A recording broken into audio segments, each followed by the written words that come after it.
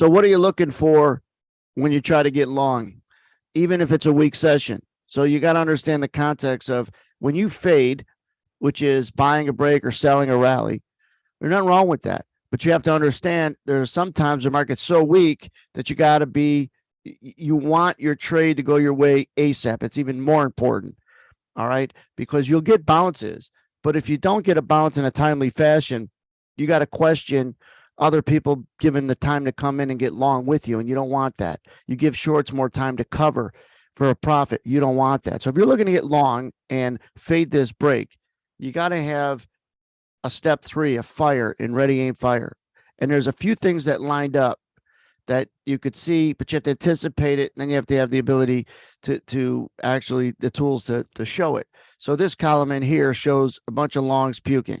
This column in here shows a bunch of shorts that are going to get in.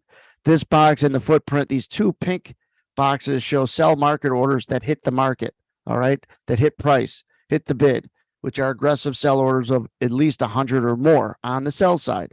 Well, when you get more shorts than longs, when you get sell orders that come in and price does not go lower, and then you get less longs by longs puking, it's the recipe to bounce. And it's the fire and ready, aim, fire if you're looking to buy this area to fade it in the first place. So you get the 2 sell market orders that come out right there. You see this get red and these numbers get tight where you start to see shorts maybe get stuck in the hole and they start to sell it. You see how it gets tight. My arrow in real time pointed to it. And so you put yourself in a position to jump. You got the 2 sell orders, shorts that came in, and then we rally out of the hole. Now, it's not necessarily a rally for 20, 30, 40 points, but if that's what you have to get every time you trade, you're not going to have any consistency. You have to be good for a point or 2 before you're good for 22 points or 2. So a lot of people have big eyes, small stomach, and they don't realize that location is about getting a trade to go your way sooner rather than later. It doesn't mean you got to scalp. Just you want to strip out randomness and to get more head starts. All right. You got to be good at predicting the first 2 points, then the next 22 points. And just think about that as you go through. Anybody that says it's not enough, it's like, well, then you're not going to fight for a good location for whatever profit goals you have. So just keep it simple. When you get a market that, I mean, this one rallied 9 points from this area. So when you have a trade that you're looking to qualify, make sure you're qualifying or disqualifying it. If you think you're going to lay bids to get long in a particular support area, I don't care how good that area is, you're not going to be consistent. You're going to get run over when you're wrong. You're going to be on almost 100% of the losing trades, but you're going to miss a lot of times it would have worked, but you're not on the team because you're bidding too low and the price doesn't quite fill you and then it rallies. So you were right, that area held, but what good did it do if you're not on the team and you're long? So you miss a lot of the winners, but when it doesn't work, it flies right through you and you're on the team for that one. You catch all the losers and miss a lot of the winners in a support level that you're looking to play. What good does that do? And then people think, well, I need a better area. No, you need to have some qualification skills. With by default means you'll have some disqualification skills. That's what you got to have what most people don't have. And most people don't have the ability to read the real time. They don't know what to look for. It's too hard for them to do it. So they'll avoid doing it.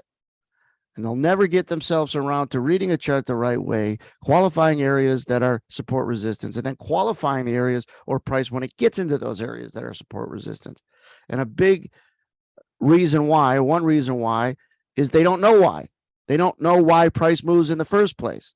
So what makes price move in the first place? Then you go back to find when you could see examples of that happening to give you a predictive skill of up or down, or now or wait.